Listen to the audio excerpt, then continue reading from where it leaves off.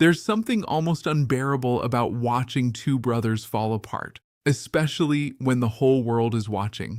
Especially when those two brothers grew up side by side in one of the most extraordinary, most scrutinized families on the planet.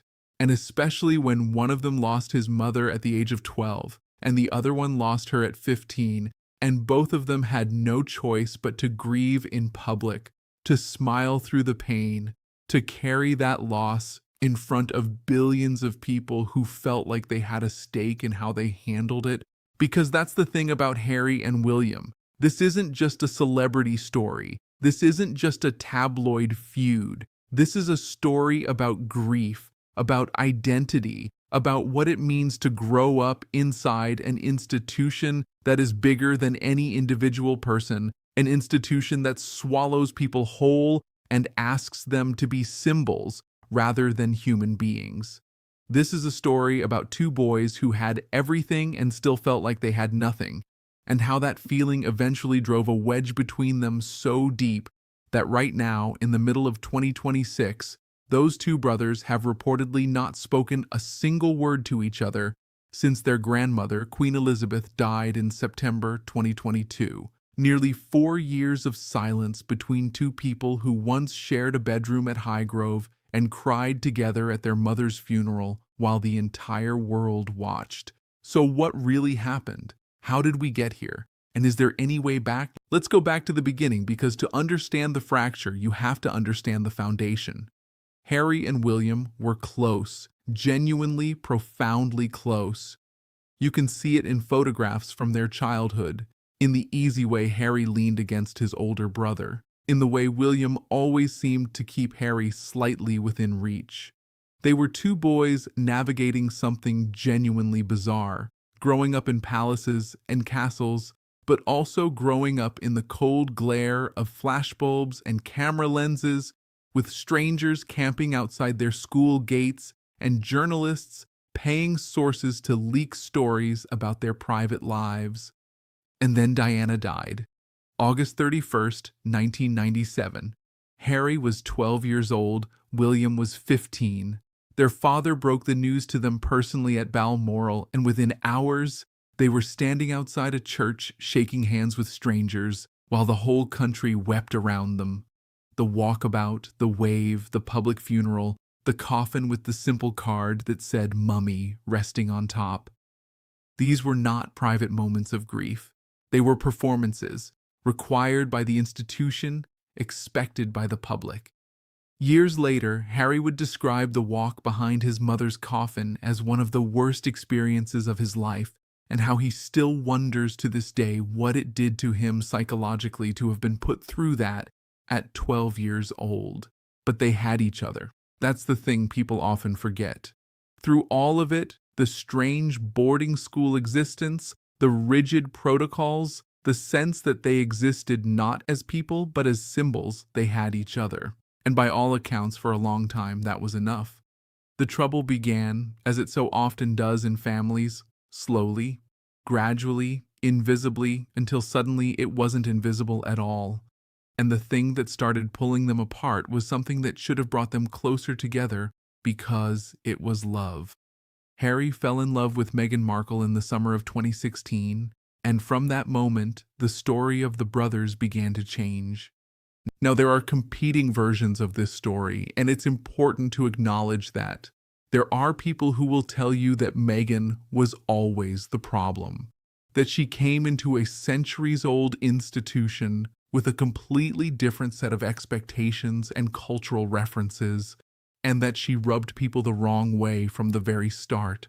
There are others who will tell you that the institution was always the problem, that Meghan was treated differently from the moment she arrived, that the British media ran an orchestrated campaign against her from day one, and that the royal family did nowhere near enough to protect her. The truth, as it almost always is, probably sits somewhere in the middle and is far more complicated than either version suggests.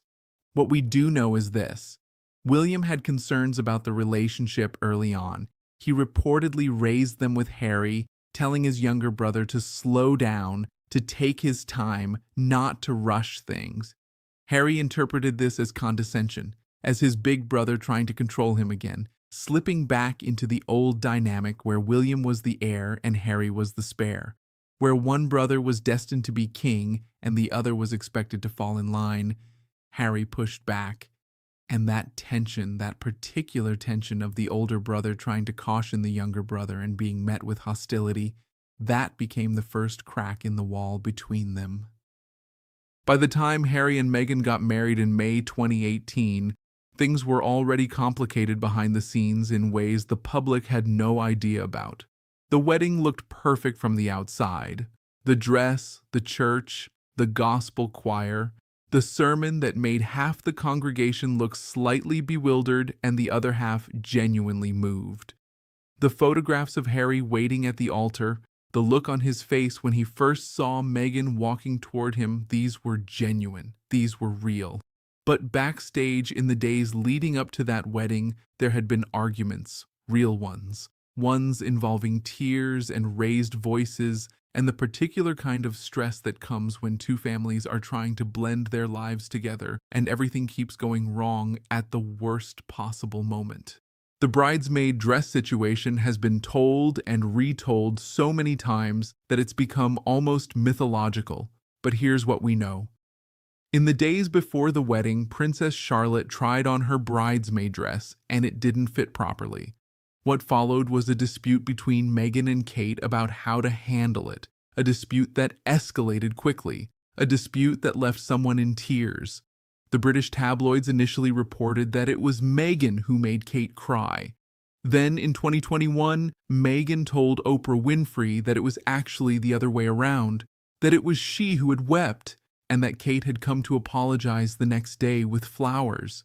Harry's memoir, Spare, later added more detail still, describing the sequence of events from his perspective and painting a picture of a situation that spiraled out of control, partly because everyone involved was exhausted and under enormous pressure and nobody was communicating particularly well. What's clear from all the various accounts is that by the time Harry and Meghan came back from their honeymoon, the relationship between the two couples was already strained.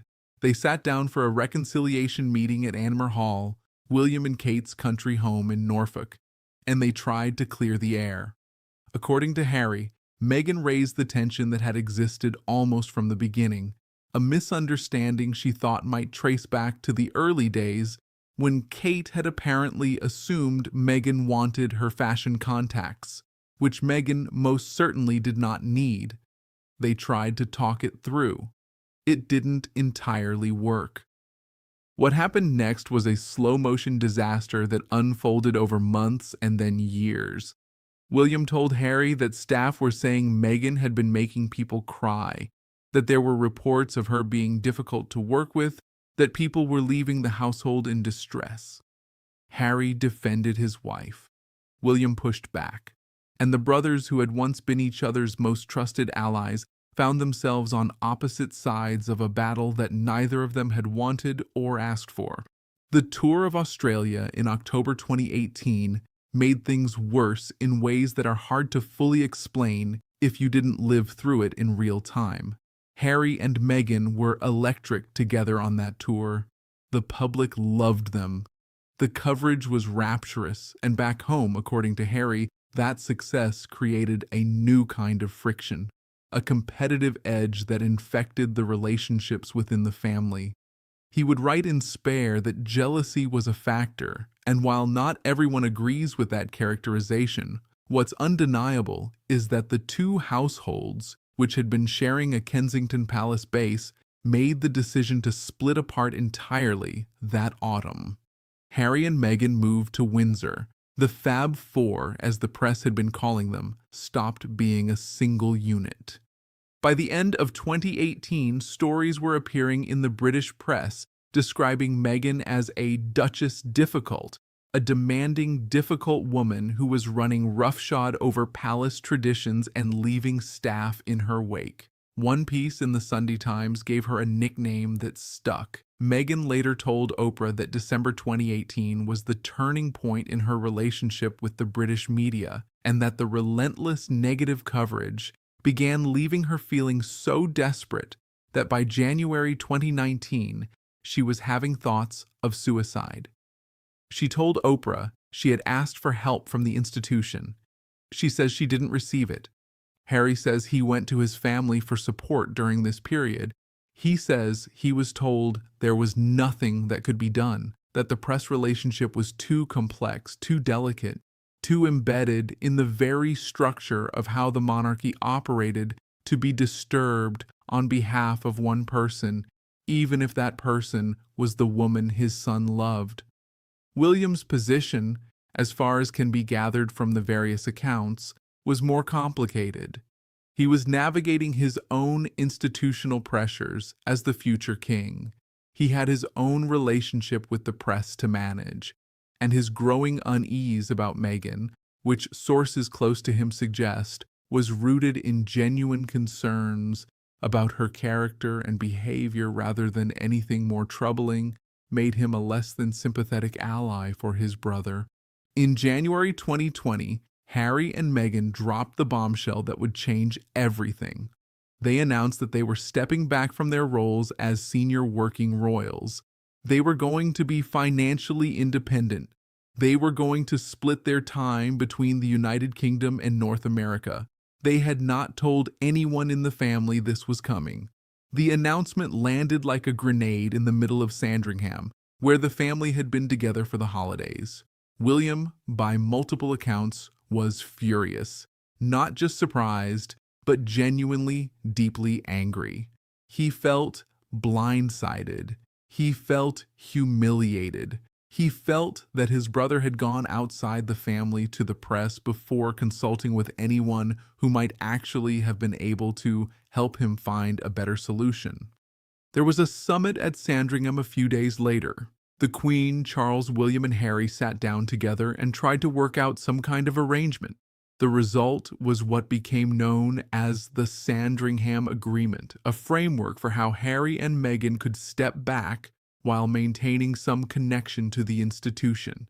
Harry felt the terms were punishing. The family, or at least some members of it, felt they had been generous given the circumstances. Then Harry and Meghan sat down with Oprah Winfrey. March 2021. 2 hours of television that stopped the world. Meghan spoke about her suicidal thoughts. Harry spoke about his father having stopped taking his calls. And in the most explosive revelation of all, the couple described an unnamed member of the royal family expressing concern to Harry about what the skin color of their unborn child might be. The interview was watched by close to 50 million people globally in the days after it aired. It caused the single biggest crisis the monarchy had faced in decades. William, reportedly sick with anxiety in the days before it aired, made a rare public statement saying that the royal family was very much not a racist family. The fallout was seismic. Charles and William both lost trust in Harry completely, according to subsequent royal biographies. The sense that private family conversations could end up broadcast to the world made both men retreat from any real intimacy with the younger prince. One close source was quoted as saying that after the Oprah interview, neither Charles nor William felt they could fully trust Harry again, and that both men had made a quiet decision not to meet with him alone going forward. The months that followed were characterized by brief, painful public reunions and total private estrangement. When Prince Philip died in April 2021, Harry flew back from California alone, Meghan being too far along in her pregnancy to travel, and the brothers walked side by side behind their grandfather's coffin for the cameras, and then, by all accounts, had a brief and stilted exchange afterward. When the Queen died in September 2022, Harry and Meghan returned together, and there was a brief moment outside Windsor Castle where the two couples appeared together to look at floral tributes left by the public. It looked almost like the old days. One source close to Kate described it as one of the hardest things she had ever done, given how bitter the feeling between the two families had become by that point. Then came Spare. Published in January 2023, The book became the fastest-selling nonfiction book in history, and it revealed things that no one outside the family had known. Harry described a physical altercation with his brother that had taken place at Nottingham Cottage in 2019. According to Harry, William had come to talk to him about Meghan, had called her difficult, and the conversation had escalated. William had grabbed Harry by the collar, Harry wrote, knocked him to the floor, and left him in a state of shock and fear. Harry wrote that he hadn't told Meghan about it at first because he didn't know how to. William has never publicly responded to this account. The book also revealed the depth of Harry's bitterness about the way the two households had operated, about briefings against him and Meghan that he believed came from inside the palace, about the feeling that he was being sacrificed to feed the press machine that kept the institution running. He described being the spare in language that was raw and genuinely painful, the second son, the backup, the one whose purpose was primarily to ensure that if something happened to William, the line of succession continued. He described growing up feeling like his role was to make William look good and to absorb whatever media heat was necessary to protect the future king. After Spare, Charles ordered Harry and Meghan to vacate Frogmore Cottage, the Windsor home that the Queen had given them, and that Harry had spent considerable money renovating. It felt, to many observers, like a punishment. Harry and Meghan were now homeless in Britain, unable to return to a country where Harry didn't feel he could guarantee his family's safety, having had his publicly funded police protection removed after he stepped back as a working royal. This is where things stand now. In the summer of 2026, Harry and William have not spoken, according to multiple reports, since Queen Elizabeth's death nearly 4 years ago. Harry told a journalist in 2023 that he no longer even had William's phone number. Royal experts have confirmed that the lines of communication between the brothers have essentially closed entirely. A royal insider reportedly described William as having made a decision about where his brother stands, a decision that he is not rushing to revisit. Harry, for his part, has spoken publicly about wanting reconciliation. Just weeks ago, a royal commentator described Harry as someone who genuinely regrets some of what was said and done during the years of public war with the institution. The report described Harry as having hoped, perhaps naively, that William would reach out, that he would stumble somehow and need his brother's support, and that in that moment of need, the ice between them would finally break. It hasn't happened. It's not clear it will happen anytime soon. The situation with Charles is slightly more nuanced. In September 2025, Harry traveled to London for charity events and sat down with his father at Clarence House for 55 minutes. It was their first meeting in 19 months. By all accounts, it was meaningful. The relationship between father and son reportedly thawed in that meeting. But then the months rolled on and no further meeting was arranged, and by April 2026, when Charles made an official visit to the United States, there was no private reunion with Harry scheduled at all. A source close to the family described the reconciliation between Charles and Harry as stalled, with trust issues and unresolved disputes, most notably around Harry's access to police protection in the United Kingdom, continuing to create distance between them. One of the most devastating things about this whole story is what it has done to the family in the next generation. King Charles has not seen his grandchildren Archie and Lilibet in person since the Queen's Platinum Jubilee in June 2022. That's 4 years. 4 years of birthday photographs sent from California, of video calls that can't replace actual presence, of 2 small children growing up on the other side of the world from a grandfather who, by all accounts, genuinely loves them. Harry has said repeatedly that he wants his children to have a relationship with their grandfather. Charles has reportedly offered accommodation at a royal residence and indicated a willingness to address the security concerns. And yet somehow, the chasm between intention and action remains as wide as ever. There are people who are trying to bridge it. Theo Rycroft, the king's deputy private secretary, a diplomat described as being known for his skill in navigating delicate situations, has reportedly been working behind the scenes as a mediator. People who know him describe him as someone who genuinely believes the estrangement between Harry and William is, in his word, ridiculous. He has reportedly taken on something of a personal mission to help facilitate at least a partial healing. Whether that will come to anything remains to be seen. What's remarkable when you step back and look at the entire arc of this story is how thoroughly it defies simple narratives. Harry is not the villain of this story, neither is William. Neither, for that matter, is Meghan or Kate or Charles or any single individual. What you're looking at is the result of decades of accumulated pressure, of grief never properly processed, of an institution that demands performance over authenticity at every turn, of two men who coped with the same impossible childhood in entirely different ways and whose different coping strategies put them on trajectories that eventually, inevitably, collided. William became the future king. He absorbed the institution. He learned its rules, its rhythms, its silences. He understood from a very early age that certain things are simply not said out loud, that certain battles are not fought in public, that the machine must keep running regardless of the personal cost. He has watched his father navigate decades of scrutiny and emerged with a deep respect for the idea that duty comes first, always. Harry went a different way. Harry tried to find himself outside the institution before the institution swallowed him entirely. He struggled publicly, with drinking, with the press, with the particular aimlessness of being important, but not quite important enough to matter in the way that truly counts. He found therapy, he found purpose through the Invictus Games, he found love.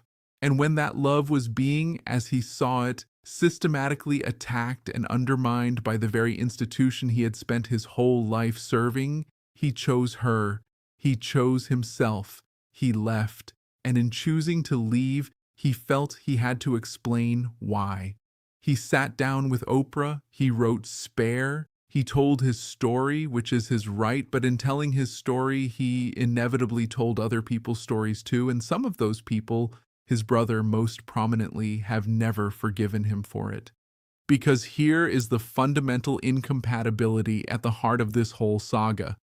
Harry believes that telling the truth is the most important thing, that transparency, honesty, sharing his experience openly with the world is how he survives and thrives and stays sane.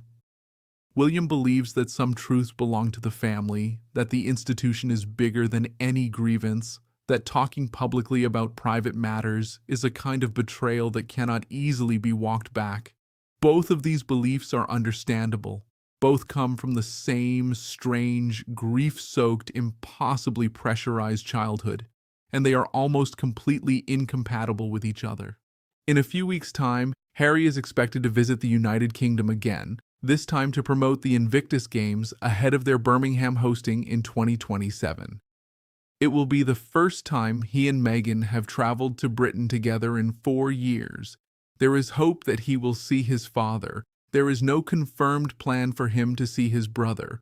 Sources close to William have described the Prince of Wales as watching carefully to see whether Harry follows through on plans that are seen in certain royal circles as a further challenge to the institution, specifically a reported Netflix project tied to the 30th anniversary of Diana's death.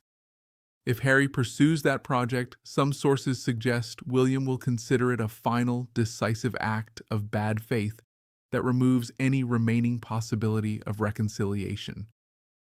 And so here we are, two brothers, two sons of the most famous mother in modern history, two men who both loved her and both lost her, and both carry that loss in different ways every single day. One of them heading toward a crown, the other one building a life in California with his wife and 2 small children who will grow up hearing stories about a family they can't quite reach.